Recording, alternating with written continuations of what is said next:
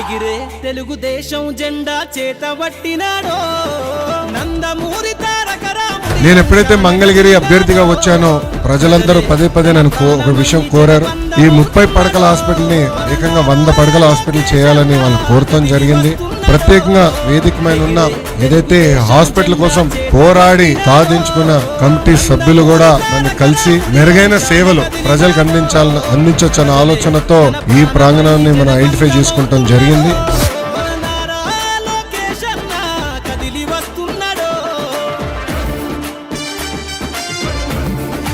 వేదికమైన ఉన్న మా అందరి కళ ఒకటి, ప్రైవేట్ ఆసుపత్రికి ధీటుగా ఈ 100 పడకల ప్రభుత్వ ఆసుపత్రి ఉంటుంది. ఒక జోనింగ్ కానివ్వండి, స్టాఫింగ్ కానివ్వండి, మెరుగైన సదుపాయాలు కానివ్వండి అందించే లక్ష్యంతో మేమందరం ప్రజలందరి హక్కుల కోసం ఉద్యమ దిక్కై కదిలిండు. త్యాగాల టీడీపీ ఆశయాన ముందుండి కదులుతుండు. తెలుగుదేశము చెందన ఉద్యమ దండు గట్టినాడు.